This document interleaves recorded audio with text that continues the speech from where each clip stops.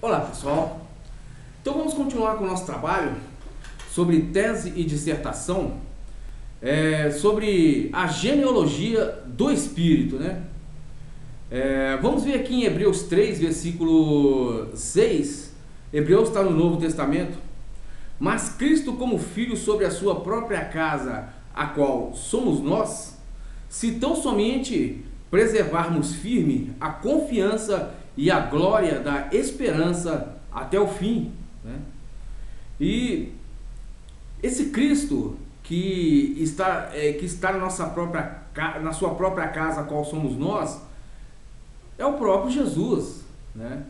Mas Jesus como filho. Não lembra quando o Senhor Jesus Cristo no Novo Testamento ele dizia: o Pai é maior do que eu, né?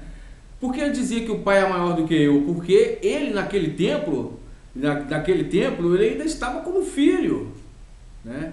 E é o mesmo Jesus que está no nosso corpo, que nós o vemos sincronicamente, transcendentemente, né? Ele também está como filho, né? Porque o Senhor é um sol, e desse sol ele tira uma faísca, e essa faísca é um anjo dele, e o anjo dele é ele mesmo, né?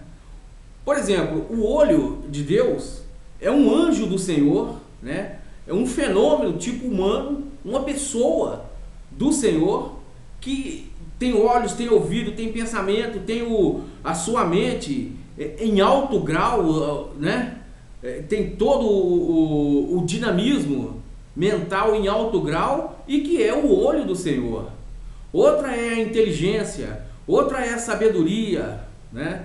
Outra é o que constrói, outro é o poder, outro é o fogo, outro é a ira, né? Assim o Senhor Jesus Cristo é uma síntese. E esse Jesus que vive em nós, que está com o Filho, é o tesouro, o esposo, né?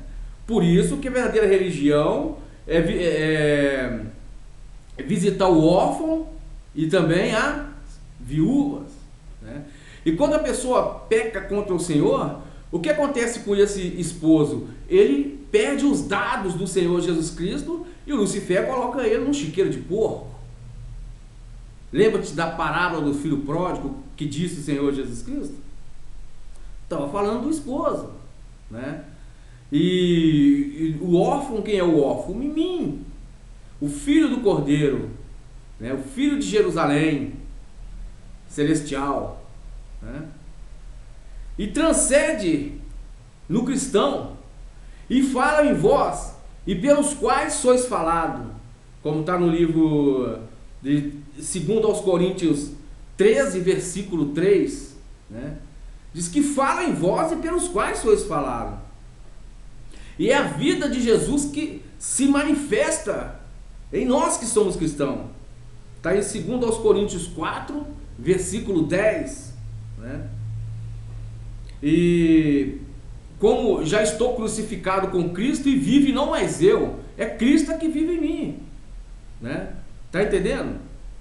Porque quando o Senhor disse que melhor seria o homem cortar uma parte do corpo do que ter todo o corpo ser lançado no fogo do inferno, tá entendendo?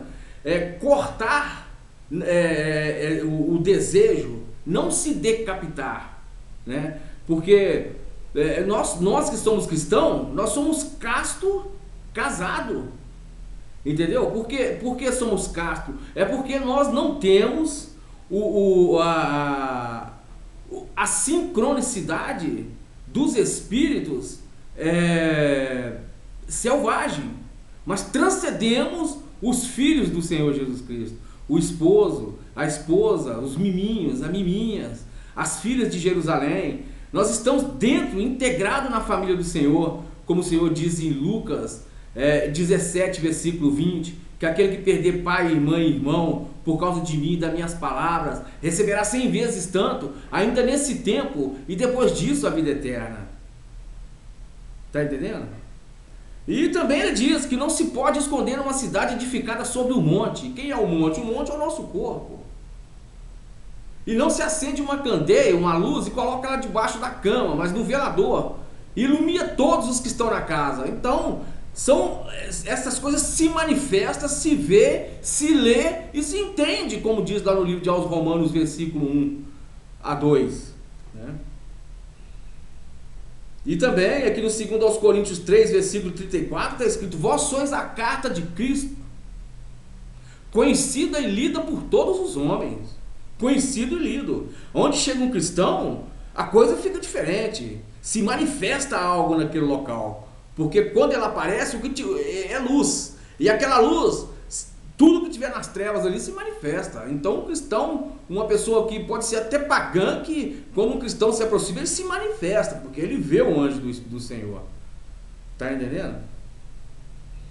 Então também o 2 aos Coríntios 4, versículo 10, temos esse tesouro, né, em vaso de barro, para que a excelência do poder seja do Senhor e não de nós. Está entendendo? Então, para que nós sejamos perdoados pelo Senhor, nós também temos que perdoar o Senhor. É perdoando é que se é perdoado, é dando é que se recebe. Está entendendo? É preservando a família dele, a sua integridade física, né, e moral, porque o Lucifer é um animal. E ele só pode pegar o Senhor pelas nossas ações corporais. Está entendendo? Pela sexualidade fora do casamento. Ninguém pode praticar sexo fora do casamento. Entendeu? Porque se fizer isso uma vez, é o suficiente para ele matar um monte de gente. E é com esse Jesus, com esse esposo, é que você entra nos portais de Jerusalém, né? Então, como o Senhor deu a sua vida para salvar muita gente, nós também damos a nossa vida para salvar um monte de gente, milhares de pessoas. Porque os filhos da vida são como pés de jabuticaba, que vai gerando, e quanto mais gera, mais vai gerando. E esses filhos são o corpo do Senhor Jesus, que é oferecido aos Jesus, que é uma síntese, que recebe o sangue do Senhor Jesus, que é os dados do Espírito Santo. Recebendo esses dados do Espírito Santo, você também recebe o seu galardão celestial com o Senhor. Você fica cheio dos dons celestiais. E quanto mais isso acontece, mais perto do Senhor você vai ficando. E quando essa árvore for cortada, que é o nosso corpo, for cortada, você já está integrado na família do Senhor.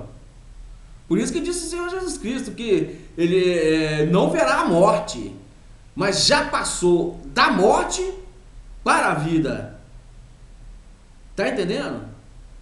É assim que funciona.